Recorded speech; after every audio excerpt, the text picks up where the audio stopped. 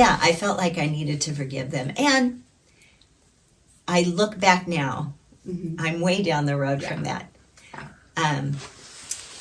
If I hadn't been able to go away to college, process learning that at a time in your life when you think you've got the world by the tail, even though you have no clue what you're going to do, but you think you know something, and then your whole world gets turned upside down. The one constant in my life was Jesus never changed. My God stayed the same. Even though everyone around me wasn't who I thought they were. I wasn't who I thought I was. So I had to forgive my parents in that, about that secret. But also, my mom wasn't the easiest person to be around. She was great with young children. And but as soon as they got a little older, and I didn't see it till I was older and grew, starting in college, I started to realize that my relationship with her had to change. I either needed to set some healthy boundaries, because she was the queen of the guilt trip. And me being insecure, I took that on and carried it around. Can you give an example of what that looked like? Just things, little things. I always wanted that best friend mom that I watched girls in high school have. They went shopping together and just did things. They seemed to enjoy one another's presence. And I didn't have that with my mom. And I came to see it was because you cannot give what you do not have. She had no self-worth. So she couldn't give it to me. She couldn't show me how or teach me how. So I either had to set some healthy boundaries or be totally away, not have a relationship, because what I had was pretty toxic. The things she would say, it was the words. Oh, you're just my little ugly duckling. But she would never say, but you grew into the beautiful swan. I just needed that. Extra. The ending. No, I'm still her little ugly duckling. Or just personal things that she would say about my appearance. That my nose stuck up. And that's why people thought I was stuck up. And so I would go to bed doing this.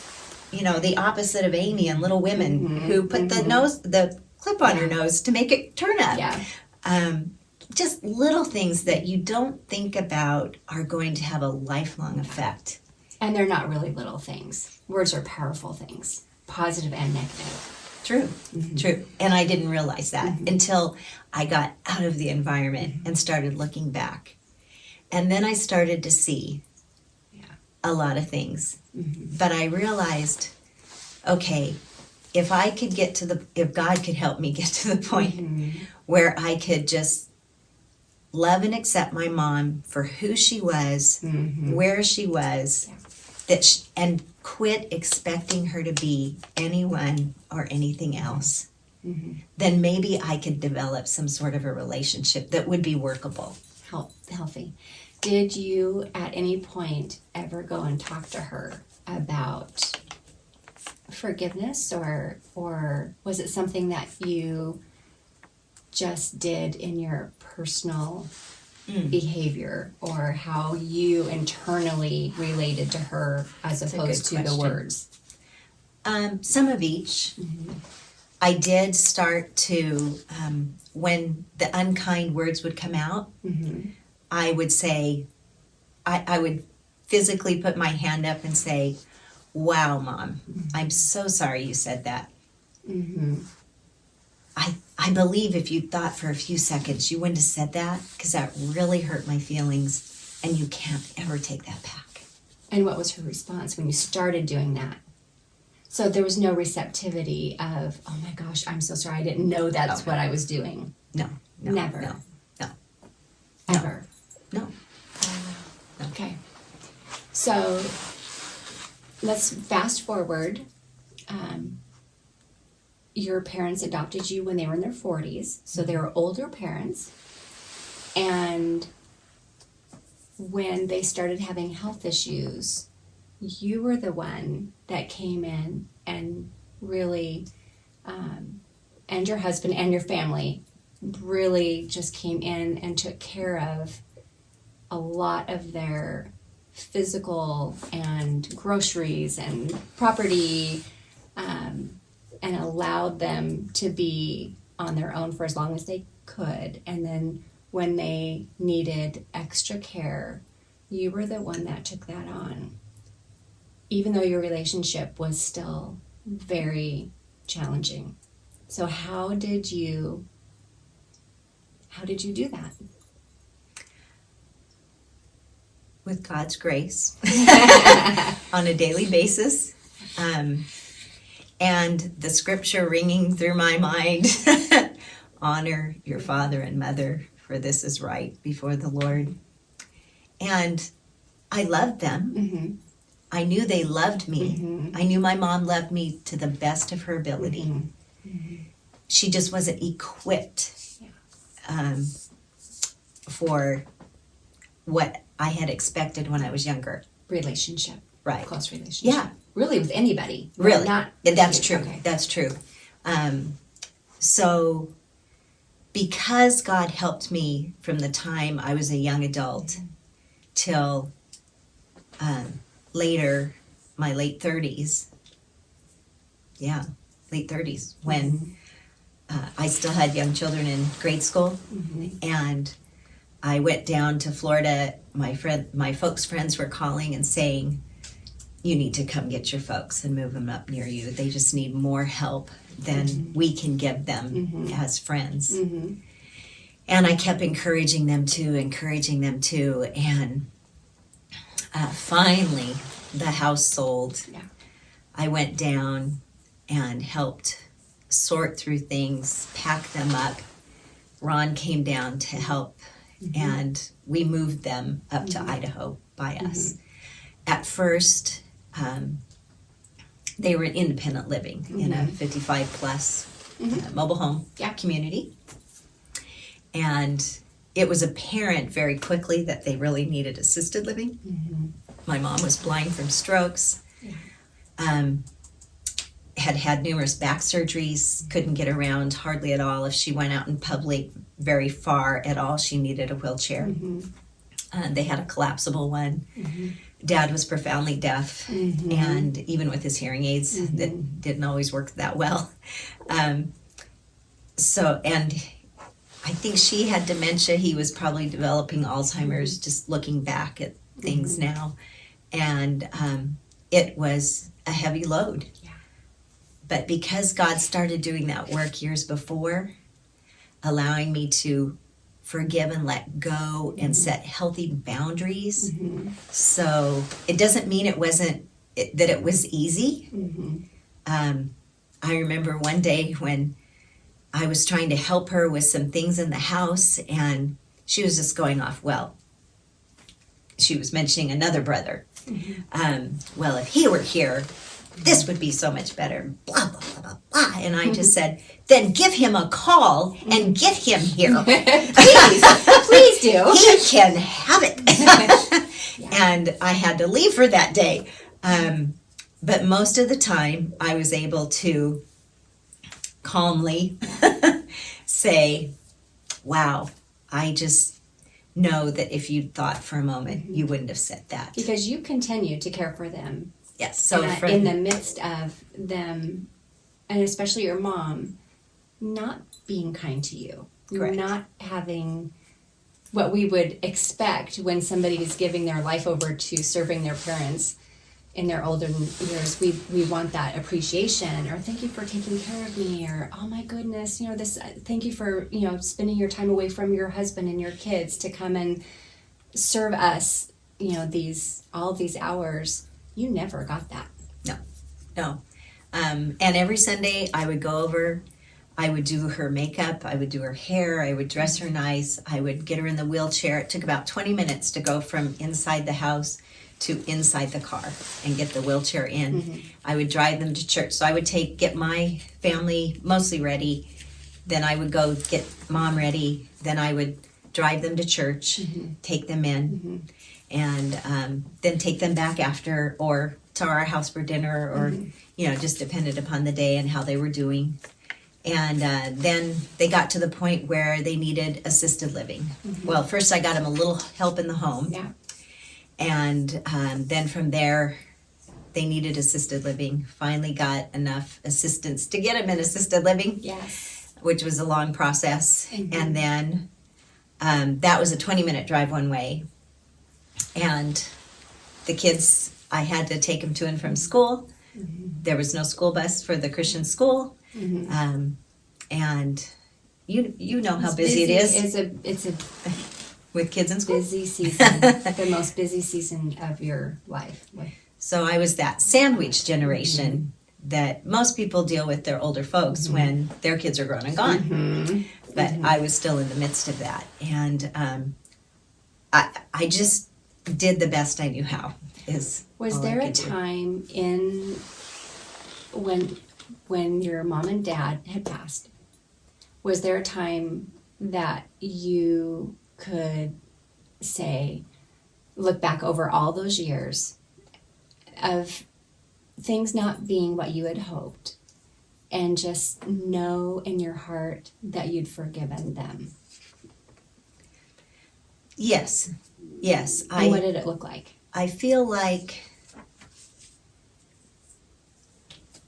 when they were both gone, they died within a year of one another, less than a year of one another, and had been moved then to nursing care near us. I slept at night. I didn't stay up regretting or wondering, did I do everything I could do? Did I say the things I needed to say? I remember the last thing my mom said to me was not kind. While she still could speak, she had another stroke 3 weeks before she passed. And I still came and I got him to give me the cap that you could wash their hair with the cap on, and it freshened them up. And I swabbed her mouth and when it was dry, and I just wanted her to know she was loved and cared for. And to me, the actions were forgiveness. So that answers that question of sometimes we don't have the opportunity or the ability to really authentically say, I forgive you, especially when they're still hurting you on a daily basis. And so to be able to accept, I think, especially for people who we just don't know how. We are a nation who is bereft of being able to do apologies well or receive them well. And so sometimes we think unless we get the apologies on our own terms or we say them on our terms, it's not an apology. But that's not so. You felt that you had forgiven. You were showing her that you had forgiven her by your actions. Right. And that was enough. That was enough. And she, I know your mom and I know she loved you, but like you said, she just didn't have the ability to show it. Like so many of us just dream of those Hallmark commercials and everybody's around the family and the family's around the table, and a lot of our lives just aren't that way. And I think, like you said, a couple things you said is to be able to accept her for who she was and not overlay our expectations on somebody else. And that just releases us to love them for who they are and what they're capable of at that time. Right. And sometimes we just don't get that satisfaction or that resolution of what is in our heart's desire is just a warm hug. Honey, I love you. Thank you for taking such good care of me all these years. So I'm going to do that for her. I love you. Thank you for taking care of her for all those years. And your dad. You and your entire family have just modeled servanthood and how to love well. And we, just as a family, want to say thank you. And we just adore you and your husband, and you have just been a model of grace and goodness and kindness and serving sometimes the unlovable to the very end. And so we just want to thank you for that. Any other words of wisdom or anything else that you would like to share in closing? I think one thing I've learned over my lifetime, which I never thought when I was younger that this would be over halfway. I know. Isn't that the truth? It seemed so old then, and now it seems so young. That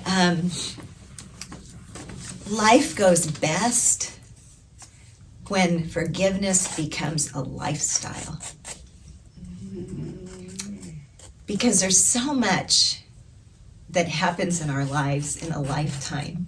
Mm-hmm. Friends who betray us. Mm-hmm. People who disappoint us. Mm-hmm. Family, friends.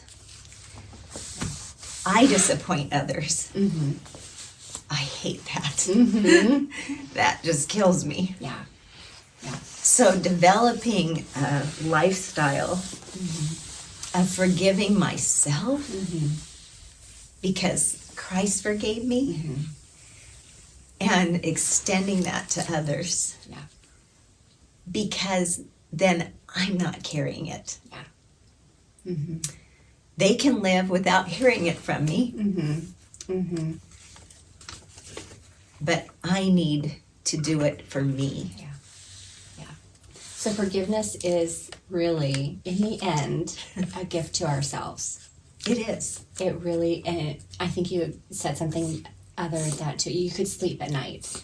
And I think that just that peace that goes beyond understanding, even in the middle of things that seem unfair, that we can continue to love and give when that is not reciprocated. And that is the definition of unconditional love. And we are not very good people at doing that sometimes. We love when people love us back. And so we want to thank you for sharing your story. Thank you for being honest and authentic. And, a lot of times we, like I said, we just want this Hallmark movie relationship, especially with daughters and moms, daughters and sons. We just have this hole in our heart that just yearns for close relationship with our parents. And when we don't have it, some of us are lucky enough to have other people kind of substitute, other people that that we relate with, that we wish we could have related with our parents like. So we just want to extend that out to everybody who has struggled with the relationship with their parents, and know that you're not alone. That's right. And know that I think it's probably the more common experience than any other, but there is goodness and there's forgiveness even when there's not resolution. And we just want to extend hope and encouragement and inspire you with Marilyn's story. And we just hope that it touched your heart. And we want to thank you for sharing. Thank you so much. And we're glad that you visited us.